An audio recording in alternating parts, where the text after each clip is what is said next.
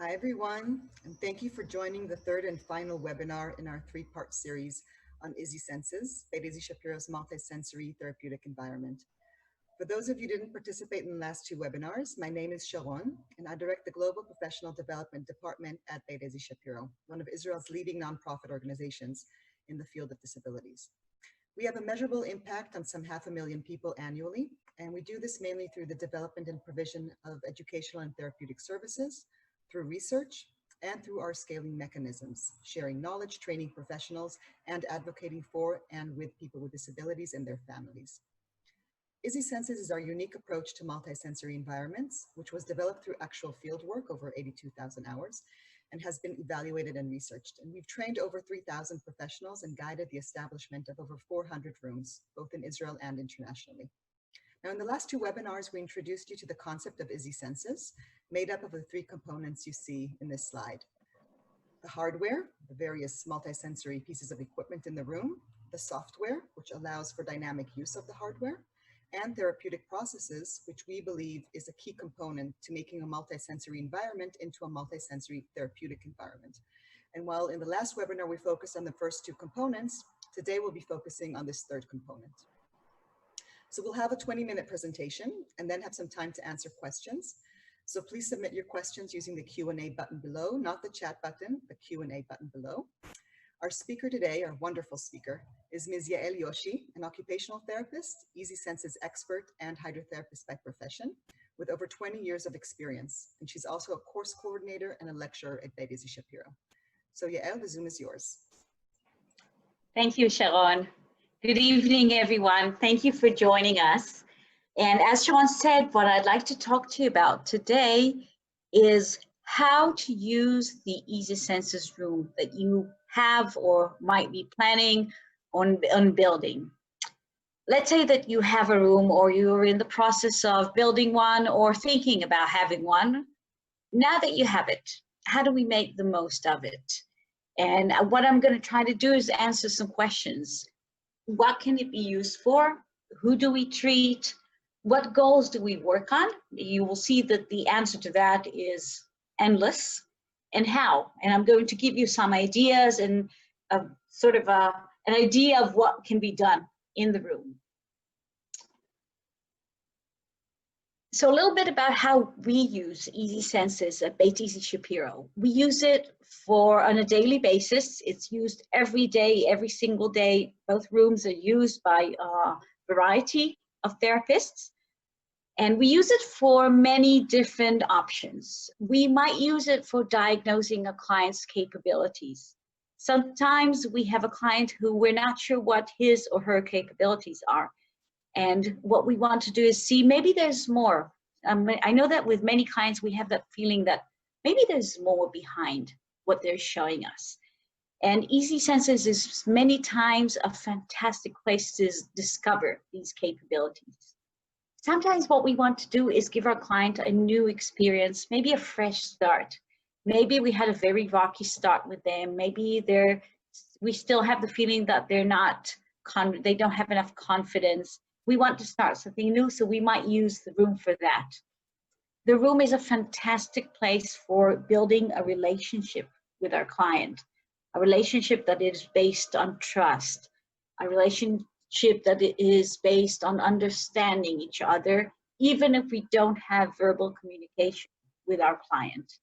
And it's a wonderful place for working on functional skills. These skills might be motor skills, they might be sensory skills, they might be cognitive, there might be emotional skills. We might find ourselves working on communication or social skills.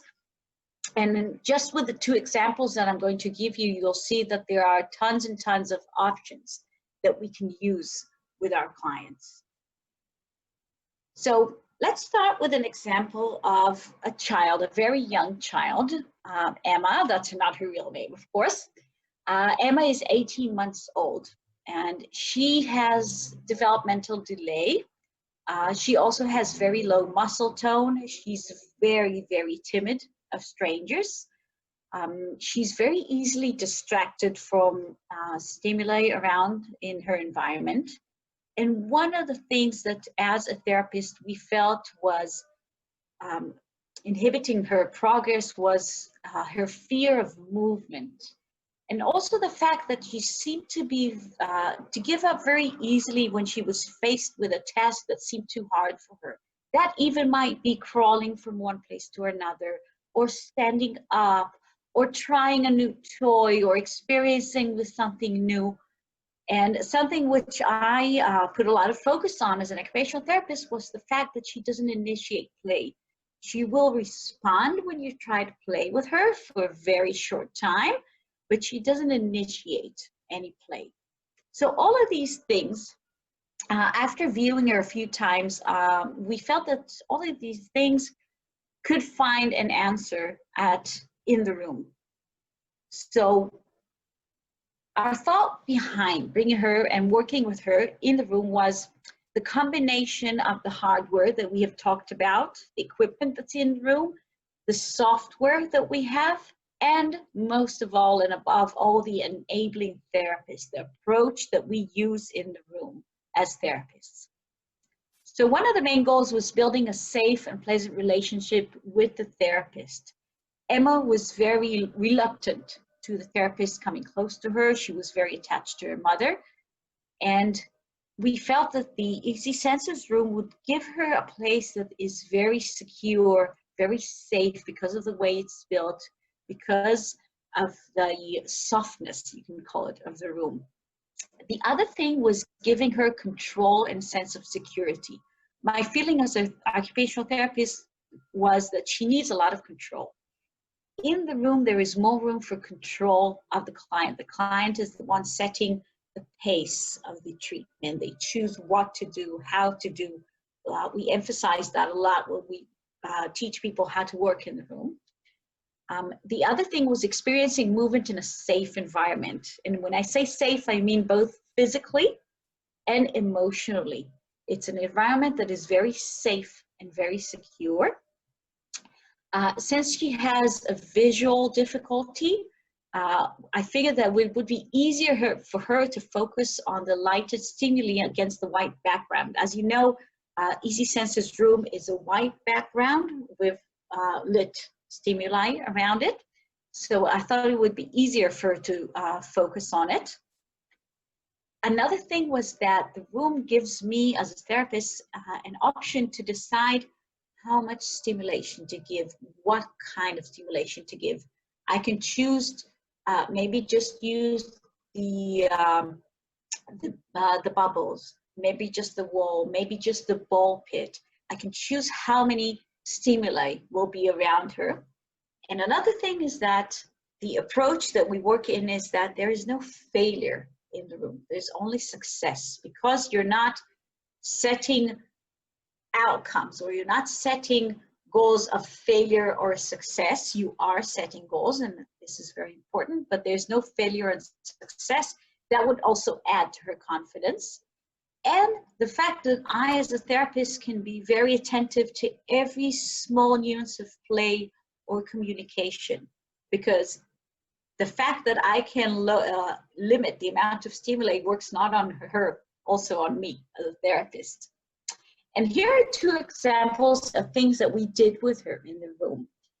One, as you know, there's a wall that is made of bubbles. Now that creates a visual stimuli.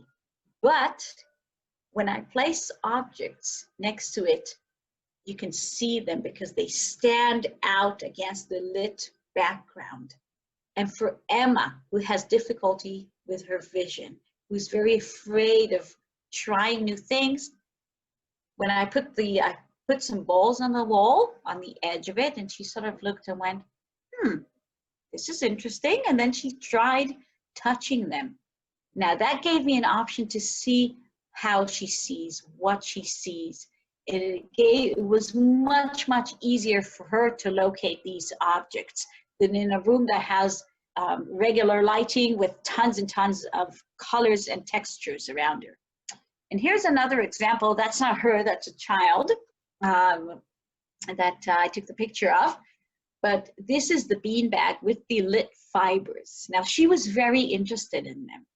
And the way I chose to work with her was to place the lights, the fibers on the beanbag and encourage her to crawl and try and catch the fibers. Now, this is a child who's very afraid of movement, who's very afraid to try new things. But the motivation here, because of the visual stimuli, was so high that she actually managed to stand on both of her feet and try and grab the fibers.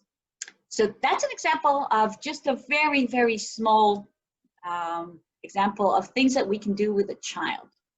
And I wanted to show you another example of a totally different client, Sarah, who's 91 years old, much older than Emma, of course. Sarah has an 8-year history of gradually progressing memory decline. Her arousal level is very low. She seems to be almost asleep most of the day. When she's awake, she repeats questions, she forgets conversation. You can come up to her and talk to her about something, and 10 minutes later, she won't even remember having that conversation. And she constantly misplaces items.